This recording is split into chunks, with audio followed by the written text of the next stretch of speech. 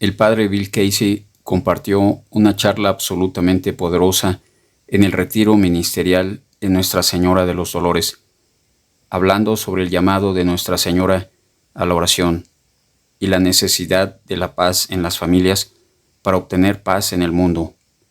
El padre Casey es uno de los pocos sacerdotes que no tienen miedo a hablar con la verdad. Algunos de ustedes recordarán que en los últimos años, antes de su muerte, Juan Pablo II nos dio dos intenciones específicas, dos intenciones vitales primarias por las que orar con todo el celo e intensidad de nuestros corazones si queremos evitar el desastre inminente para el mundo de hoy. En primer lugar, la causa de la paz mundial, tan gravemente amenazada por el aumento del terrorismo internacional, el aumento del fundamentalismo islámico militante y la proliferación de armas nucleares. Y en segundo lugar, la causa de la familia. La familia, bajo un ataque tan implacable por las puertas del infierno y la cultura de la muerte, la causa de la paz mundial y la causa de la familia. ¿Y cuál es el vínculo? ¿Cuál es la conexión entre las dos?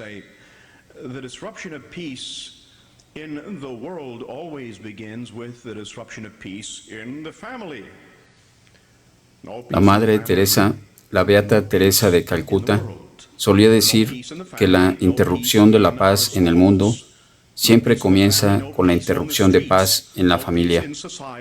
Si no hay paz en la familia, no hay paz en el mundo. Si no hay paz en la familia, no hay paz en nuestras escuelas. Si no hay paz en la familia, no hay paz en las calles. No hay paz en la sociedad. Y eventualmente debe caer.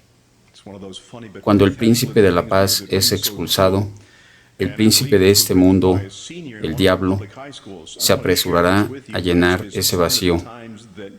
Los signos de esto están a nuestro alrededor hoy. Alguien me dio una copia de este poema. Es una de esas pequeñas cosas divertidas, pero patéticas porque suena muy cierto. Y yo creo que esto fue escrito por un estudiante de una escuela secundaria pública. Y quiero compartir esto con ustedes porque es una señal de los tiempos en los que vivimos, y aquellos de ustedes que educan a sus hijos en casa se afirmarán en las sanas decisiones que han tomado cuando escuchen esto. Se titula La oración de la nueva escuela americana.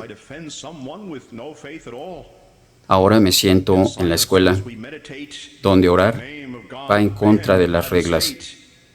Para esta gran nación, bajo Dios, encuentra que mencionarlo es muy extraño.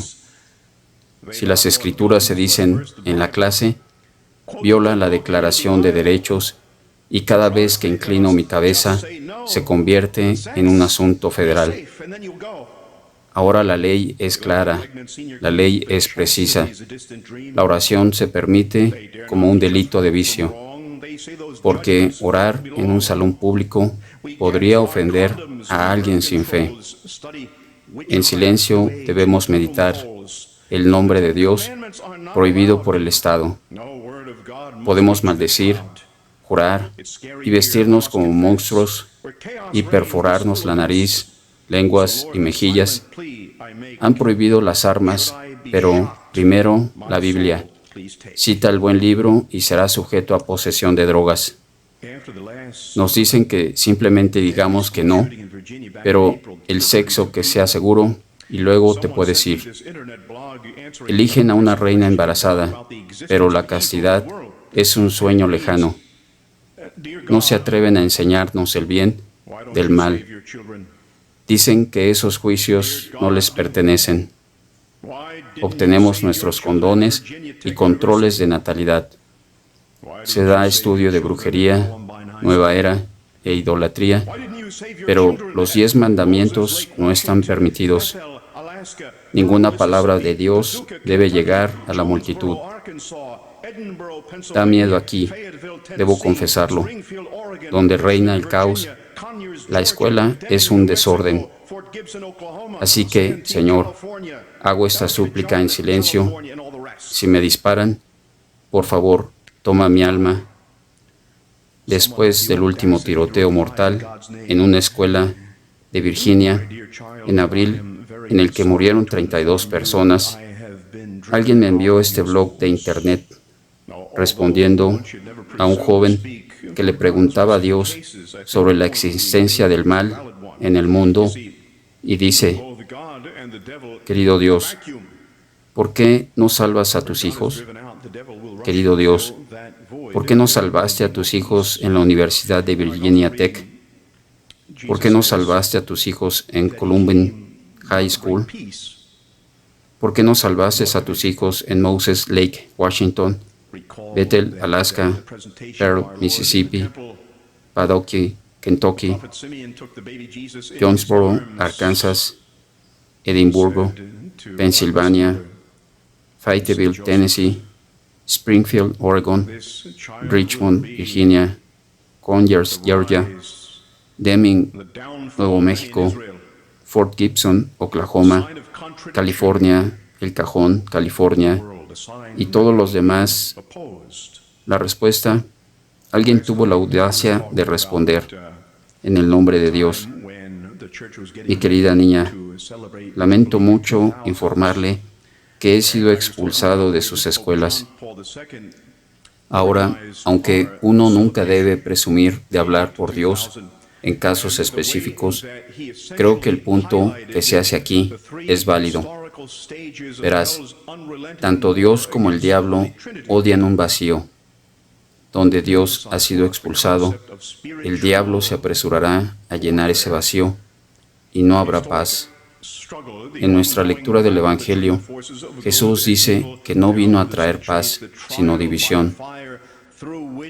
Recuerden que en la presentación de nuestro Señor en el templo, el profeta Simeón tomó al niño Jesús en sus brazos y le dijo a nuestra Santísima Madre y a San José: este niño será el ascenso y la caída de muchos en Israel, una señal de contradicción para el mundo, una señal que será contradicción. Anoche estaba hablando del momento en que la Iglesia se estaba preparando para celebrar el año jubilar 2000, y yo estaba hablando de la forma en que el Papa Juan Pablo II organizó nuestra celebración hasta el año 2000 y la forma en que esencialmente destacó las 3 etapas históricas de la guerra implacable del infierno contra la Santísima Trinidad, para enfatizarnos el concepto de guerra espiritual, la lucha histórica, la lucha en curso, la batalla entre las fuerzas del bien y el mal a lo largo de los siglos, la prueba de fuego a través de la cual Jesucristo trae su iglesia, su pueblo, la victoria final sobre el mundo, la carne y el diablo. Y yo señalé este punto. Cualquier estudiante serio de la historia de la Iglesia va a apresurarse a decirles que el estado normativo de la Iglesia es agitación, conflicto, lucha. La Iglesia y la novia de Cristo siempre seguirán a su divino esposo en el camino de la cruz. Así es como Dios le da a su pueblo santo, a su pueblo fiel, la oportunidad de practicar virtud heroica, especialmente la virtud de la fidelidad. Y Él nos da la oportunidad de oro de ganar mérito, mérito para un mayor grado de gloria celestial. Eso debería tener sentido para todos nosotros. Y muy a menudo es el caso de que las cosas, los conflictos que suceden dentro de la familia, reflejará la agitación que sucede típicamente dentro de la Iglesia. La familia cristiana tiene que permanecer fiel y a veces eso significará ser un signo de contradicción en su hogar, teniendo el coraje moral de hablar para hacer una corrección fraterna. Cuando alguien a quien amas sabes que va por el camino equivocado, y necesita estar bien con Dios, precisamente porque el amor más grande de todos se preocupa por la salvación eterna de tus seres queridos. No hay mayor amor que ese. Siempre es una buena definición funcional del amor, tal como fue definido por Santo Tomás de Aquino. La caridad, que en pocas palabras es amar como Dios ama y querer lo que es verdaderamente, es mejor para las personas que amas. ¿Qué podría ser mejor que el cielo? ¿Qué podría ser mejor que Dios? ¿Qué podría ser mejor que la perfecta felicidad eterna en el reino celestial de Dios, en la visión beatífica? Y por eso, mis hermanos y hermanas, no es misericordia afirmar a las personas en sus pecados. Se puede crear una paz falsa dentro de su hogar con solo mantener la boca cerrada ante el mal que se hace. Eso es lo más despiadado que se me ocurre. No podemos tener paz a expensas de la moralidad. Es una paz falsa cuando la paz se produce a expensas de la verdad.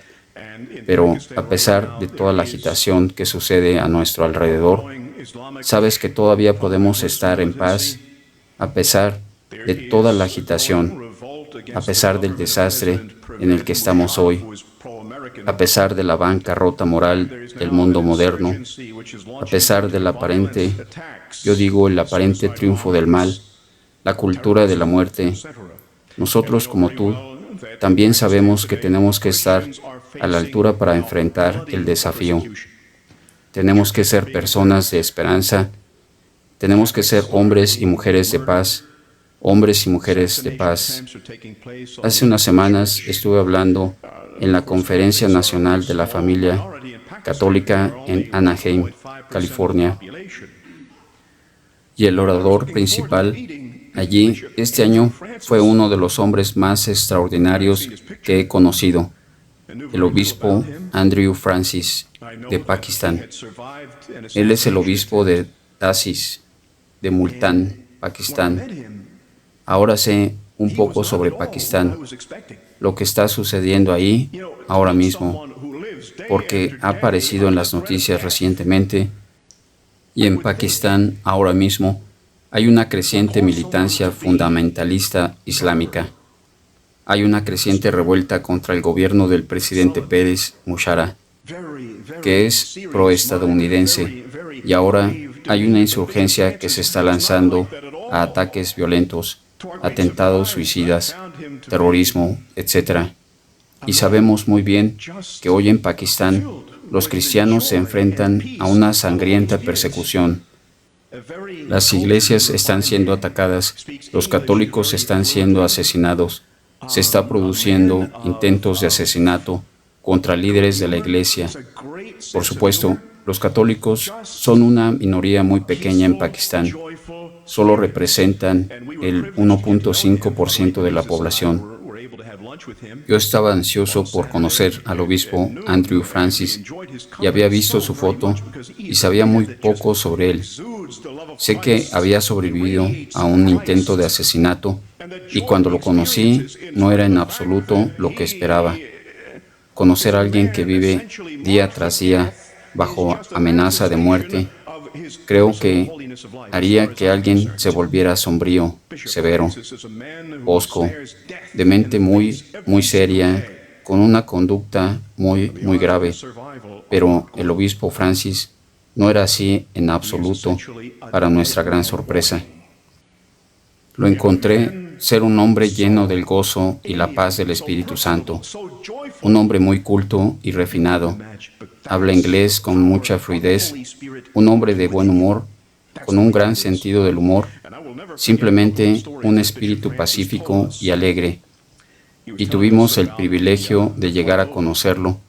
El padre Wade Meneses y yo pudimos almorzar con él el sábado al mediodía y disfrutamos mucho de su compañía, porque es un hombre que simplemente exuda el amor de Cristo, irradia a Cristo y esa alegría que experimenta a pesar del hecho de que es un hombre esencialmente marcado para la muerte. es solo una manifestación de su santidad de vida personal.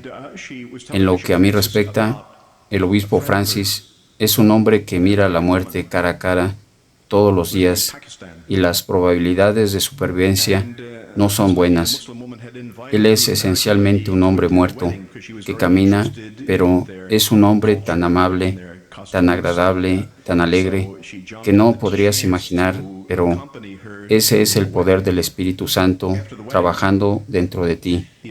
Así es como son las cosas y nunca olvidaré un par de historias que nos contó el obispo Francis. Nos contó sobre el vuelo desde Asia y dijo que estaba sentado en el avión junto a dos no católicos. El hombre a su derecha era hindú y había una mujer musulmana a su lado, a la izquierda. Estaba sentada en el centro y la mujer musulmana tenía una buena educación y había viajado mucho y entabló una conversación con el obispo Francis y le estaba contando al obispo sobre una amiga suya, una mujer estadounidense que vivía en Pakistán, y esta señora, la musulmana, la mujer, había invitado a la dama estadounidense a asistir a una boda porque estaba muy interesada en su cultura y sus costumbres y aprovechó la oportunidad para acompañarla a la boda. Después de la boda, la mujer estadounidense fue asesinada a tiros en la calle por un policía, a quien un religioso del pueblo le había dicho que si un musulmán solo mata a un judío o a un estadounidense, irá al cielo. Es una señal segura de que está destinado al cielo. La pobre mujer queda paralizada de por vida, y el obispo Francis le dijo esa historia en respuesta a la pregunta que más le hicieron cuando vino a este país, y es ¿qué impresiones tiene el pueblo de Pakistán sobre los estadounidenses? Eso responde muy bien la pregunta, pero el obispo también nos contó la historia de un niño de 10 años, un niño llamado Shalam Admali. Adalí vive en una aldea predominantemente musulmana, dentro de la diócesis del obispo Francis.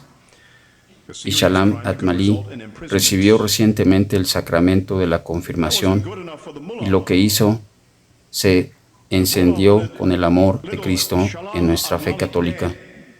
Tuvo esta unción con el Espíritu Santo y no podía contenerse. Tenía que compartir el amor de Cristo.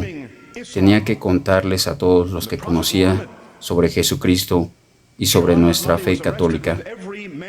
Entonces comenzó a contarles a los otros niños del pueblo sobre Jesús, hablando sobre la fe, enseñándoles pedacitos del catecismo y enseñándoles himnos, y todos cantaban juntos la palabra.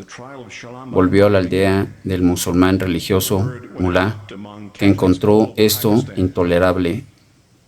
Ahora recuerden que el proselitismo entre los musulmanes en Pakistán es un delito grave que podría resultar en una prisión que no era lo suficientemente buena para él. El mulá quería que el pequeño Shalam Admali muriera, por lo que hizo acusaciones falsas a las autoridades. Acusó a Shalam Admali de blasfemar contra el Islam, el profeta Mohammed. Shalam Admali fue arrestado con todos los miembros varones de su familia. Fueron encarcelados y luego juzgados por su vida. Ahora, la blasfemia contra el Islam y el profeta Mahoma es un crimen castigado con la muerte en la horca. Así que cuando comenzó el juicio de Shalam Admali, corrió la voz entre los católicos, todo Pakistán, y se reunieron en sus iglesias para orar ante nuestro Señor en el Santísimo Sacramento para pedir que se haga justicia, para que Shalam Admali y su familia sean liberados. El obispo Francis asistió al juicio. Tuvo que abrirse paso a través de una multitud de gran peligro. Él y un grupo de sacerdotes y otros obispos asistieron al juicio, y mientras el juicio se desarrollaba allí, afuera del tribunal, había una multitud de miles cantando muerte, muerte a Shalom ad-Mali. Las acusaciones en su contra eran obviamente falsas. Gracias a Dios, los jueces reconocieron la falsedad de las acusaciones y Shalom ad-Mali fue absuelto, y el obispo y los sacerdotes con el joven Shalom ad-Mali y sus familiares y seguidores abandonaron el tribunal y se abrieron paso a empujones. Caminaron entre la multitud que todavía cantaba por su muerte. Fueron a la estación de autobuses para salir de la ciudad, y mientras los esperaban, los autobuses les dispararon. Shalom ad-Mali resultó gravemente herido junto con algunos miembros de su familia, y el obispo Francis fueron a visitar a este niño de 10 años al hospital. Oraron juntos. El obispo le dio al pequeño Shalom algunas palabras de aliento y luego le preguntó: ¿qué harás ahora? ¿Qué harás cuando vuelvas a casa? Y Shalom ad-Mali dijo: voy a contarles a todos acerca de Jesús. ¿Te imaginas a este niño ante la muerte? No se podía inhibir, no se podía intimidar. Tan profundamente ardiendo estaba su amor por el Señor Jesucristo y nuestra fe católica. Eso es paz verdadera, eso es gozo ante la persecución. Ese es el poder del Espíritu Santo. Eso, nuevamente les digo, amigos, es una verdadera manifestación de la santidad de vida, y me pregunto, ¿cuántos de nosotros estaríamos listos para imitar el ejemplo del obispo Andrew Francis y Shalom ad-Mali? ¿O cuántos de nosotros hay que nos dejemos intimidar? ¿O cuántos sacerdotes hay que se paran en el púlpito semana tras semana, mes tras mes, año tras año, y no dicen nada? Tienen miedo de hablar en voz alta cuestiones de la fe, las verdades esenciales de la fe, tantas de ellas con tanta poca predicación doctrinal y exhortación moral. Es más seguro mantener la boca cerrada. ¿De qué tienen miedo? ¿A qué le tenemos miedo? Mantienen la boca cerrada por miedo a unas pocas llamadas telefónicas de enojo a la rectoría de la oficina de la Cancillería, temerosos de una pequeña confrontación después de la misa, temerosos de que algunas personas retengan algunos dólares de la canasta de la colecta.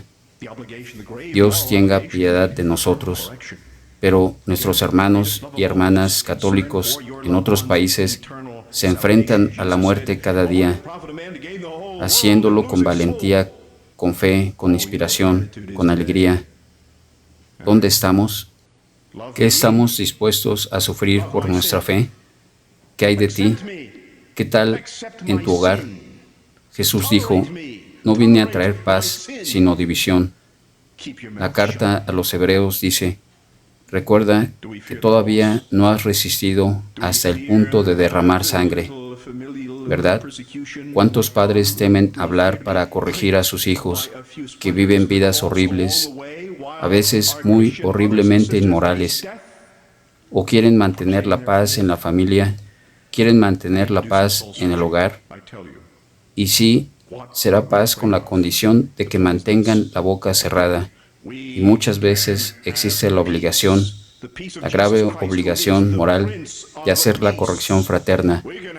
El amor más grande de todos se preocupa por la salvación eterna de sus seres queridos. Jesús dijo: ¿de qué serviría al hombre ganar el mundo entero y perder su alma? ¿O sabes cuál es la actitud hoy? Ámame, ama a mi pecado, acéptame, acepta mi pecado, tolérame, tolera mi pecado, Mantén la boca cerrada. Tememos a la cruz. Tememos a esa pequeña persecución familiar que podría venirnos si tememos ser pinchados por algunas astillas de la cruz en el camino, mientras nuestros hermanos y hermanas cristianos enfrentan la muerte por proclamar su fe. Necesitamos hacer un examen de conciencia. Les digo, ¿de qué tenemos miedo? Esto, nuevamente, podemos tener paz, la paz de Jesucristo, quien es el príncipe de la paz. Podemos tener paz interior, podemos tener gozo, incluso cuando hay confusión, conflicto y lucha a nuestro alrededor. Mientras estemos aquí, está la clave en la paz con Dios. Paz con Dios. ¿Ven la diferencia? Y es de importancia crítica. ¿A qué tememos? Cuando el Papa Juan Pablo II fue elegido sucesor de San Pedro y vicario de Cristo, el 16 de octubre de 1978, en su primer discurso a los pueblos del mundo, el mensaje fue: no temas. También fue su último mensaje al mundo: no temas. Dios todavía está al mando de su iglesia. Dios todavía está entronizado sobre los cielos y sobre la tierra. Las puertas del infierno no van a prevalecer después de 2000 años. Las promesas de nuestro Señor aún permanecen intactas. Él sigue siendo Emmanuel, el nombre que significa Dios con nosotros. Por eso podemos decir con absoluta confianza: no tengas miedo. Jesús, confío en ti. Jesús dijo: no tengas miedo, no tengas miedo en este mundo. Tendrás problemas, pero no temas. Yo he vencido al mundo. Dijo: yo estoy contigo, siempre hasta el fin del mundo. Dijo: no os dejaré huérfanos. Él siempre es el príncipe de la paz. El hecho de que este año y estos meses tienen un significado especial para todos nosotros, porque entre los meses de mayo y octubre de 1917, Nuestra Señora se apareció en Fátima, Portugal, como la Reina de la Paz, y les sugeriría que el mensaje de Fátima es tan revelante hoy como lo fue en 1917. Saben que Nuestra Señora en Fátima reveló muchas cosas a esos 3 niños pastores beatos, Francisco, Jacinta y Lucía. Les dijo que habría guerras y una ferocidad y destructividad cada vez mayor. Les dijo que habría persecuciones a la Iglesia, la expansión del ateísmo por todo el mundo, la pérdida de innumerables personas de almas que el Santo Padre tendría que sufrir, pero con mucho, lo más aterrador que Nuestra Señora les mostró a esos niños fue la visión del infierno. Les mostró una visión del infierno y les dijo a los niños que las almas estaban cayendo al infierno como copos de nieve, que fue el 13 de julio de 1917, hace 90 años del mes pasado. Mis hermanos y hermanas, me hace estremecer. Pienso en todas las almas que deben haberse perdido desde entonces. Hoy más que nunca hay una necesidad desesperada de que el mundo acepte el mensaje de Nuestra Señora de Fátima y la misericordia que Dios ofrece a través de su intercesión. Mientras aún hay tiempo, hoy Nuestra Señora nos llama a todos como Reina de la Paz, nos llama a todos a convertirnos en una gran fuerza de oración y reparación en el mundo. Y por la gracia de Dios, ella nos ha dado el arma para luchar en la batalla espiritual de nuestro tiempo, y esa arma es el Santo Rosario. El Papa San Pío X dijo una vez: dame un ejército de almas rezando el rosario y conquistaré el mundo. Tenemos el rosario como instrumento de la misericordia de Dios. El rosario es el arma que usaremos para lograr la conversión de los pecadores. La paz mundial, paz en nuestros hogares, paz en nuestras familias y paz en nuestros propios corazones. El rosario es un salvavidas que Dios ofrece hoy a su pueblo. Sor Lucía dos Santos, en una de las últimas entrevistas que concedió, dijo que la Virgen Santísima, en estos últimos tiempos en que vivimos, ha dado una nueva eficacia al rezo del Santo Rosario, a tal punto de que no hay problema, por muy difícil que sea, en la vida personal de cada uno de nosotros o de nuestras familias, o incluso de los pueblos y de las naciones, que no se pueda resolver por el Santo Rosario. Nos salvaremos nosotros, consolaremos a nuestro Señor y obtendremos la salvación de muchas almas. Ahí lo tienen. Así que, por favor, no digan que no hay nada que puedan hacer. No crean que no hay nada que podamos hacer. La Santísima Madre, Reina de la Paz, nos dice nuevamente hoy, como lo hizo en 1917, obtendrás todo lo que me pidas con el rezo del Santo Rosario.